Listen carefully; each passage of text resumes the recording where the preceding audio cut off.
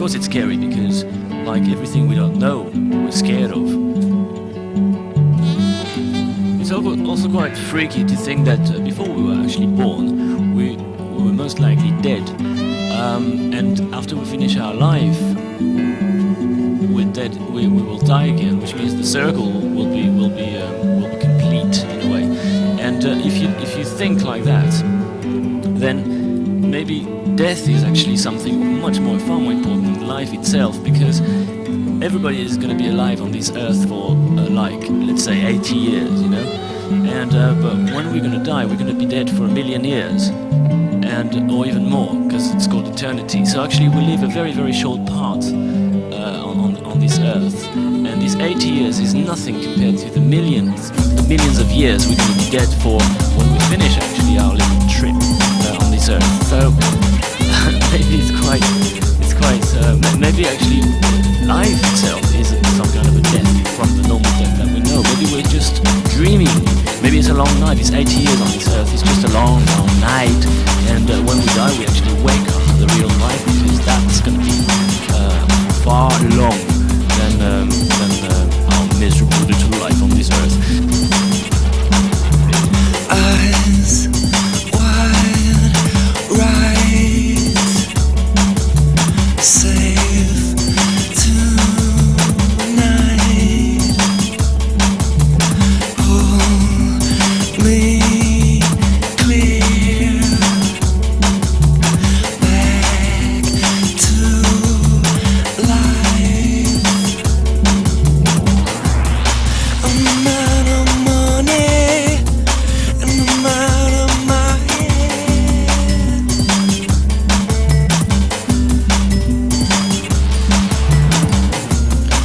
I'm out of money, I'm out of my head. Just 16, not some freak. Purple head,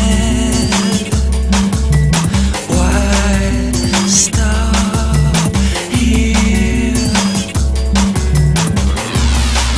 I'm out of money, I'm out of my head.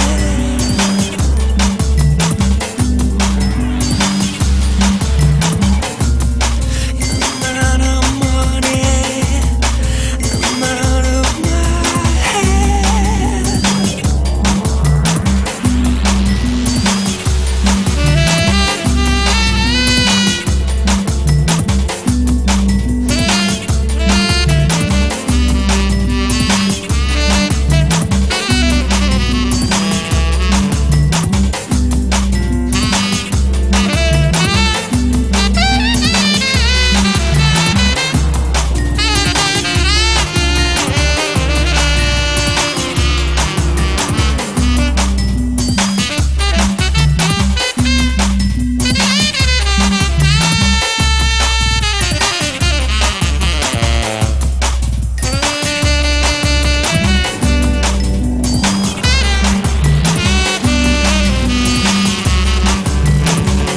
Don't get me wrong, man. I really enjoy everything that's I can, you know, everything.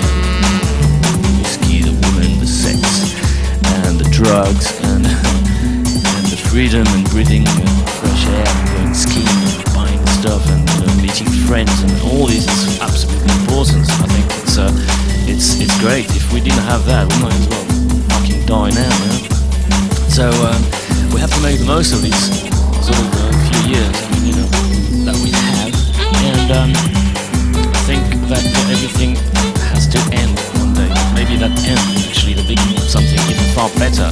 I'm not a religious person, but I do believe in instinctively that there might be something else. Probably not as the same way as we know it, but something far better maybe. And anyway, this is hope, and that keeps you alive.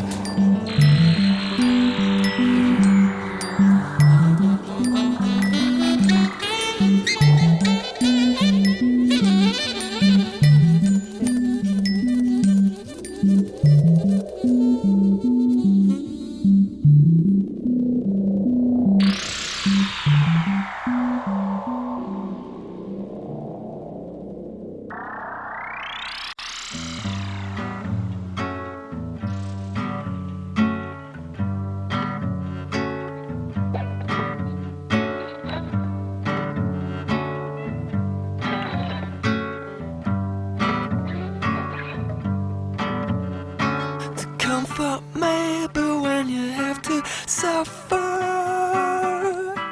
so you hate each other.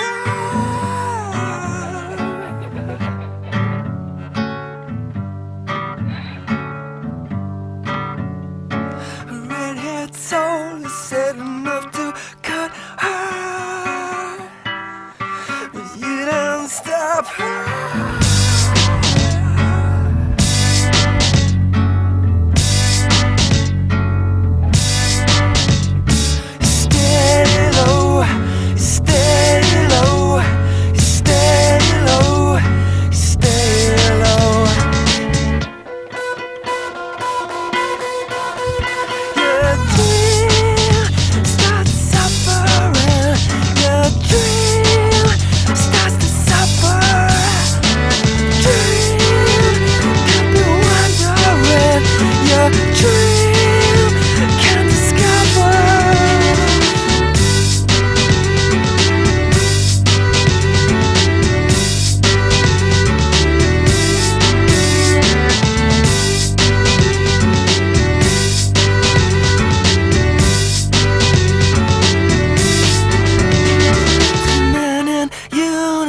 Have come to take her.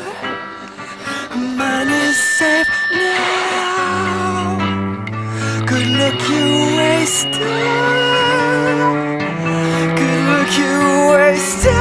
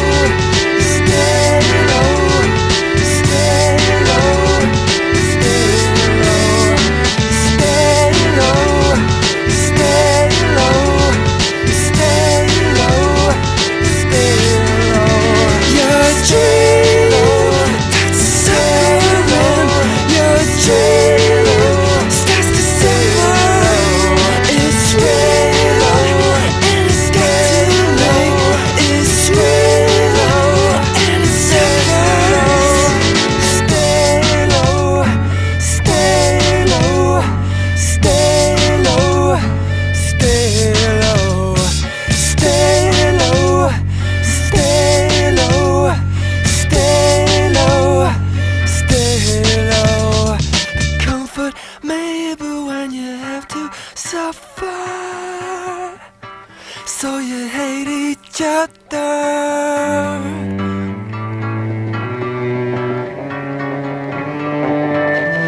Good luck, you waster.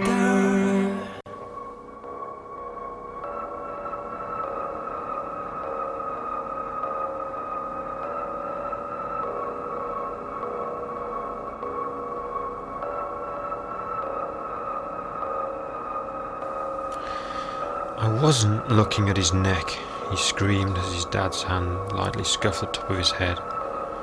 It's all right, the boy was only curious, said Strawberry, smiling through an indulgent, though slightly pained expression, affected after a great deal of practice. The nickname was earned 20 or more years earlier in the harsh battlefield of the junior school playground, by virtue of the prominent scarlet mark on his neck, unfortunately shaped exactly like a giant prize-winning strawberry. He watched wearily as the boy was dragged out of sight and earshot by his mortified parents, settled down on a comfortable bench, carefully placed his heavy leather bag on the platform, shut his eyes and donned his personal stereo headphones for the long journey home. He wasn't always lonely. He used to have an attractive girlfriend who also had a prominent birthmark. Oddly enough, it was small, round and purple, corresponding all too visually to her given name, Amanda Plum. After all the fruit salad jokes were over, and they'd gotten down to know each other better, there were one too many uncomfortable silences, and they just drifted apart. Struggling to his feet, he picked up his heavy bag and trudged over the metal staircase to where the 5:15 cross-country service to London was waiting. Walking through seemingly endless empty first-class carriages, he sat in the nearest seat he could find to the Buffett car. They had been in contact with him for exactly 3 weeks tomorrow. They seemed to choose their methods at random. The first time he had been in the queue at the cinema, and he had missed the feature completely, while he listened to the beginning of the plan unfold in the foyer of the Gans Hill Odeon. The second time he was more prepared. He was at his home, staring vacantly at their television, when they spoke to him again.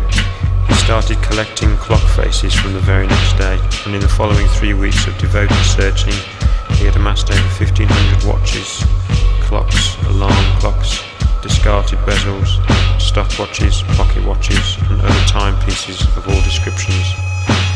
Every night he would religiously sit up with a screwdriver and a kitchen knife, separating the faces from the clocks and throwing the inner workings away.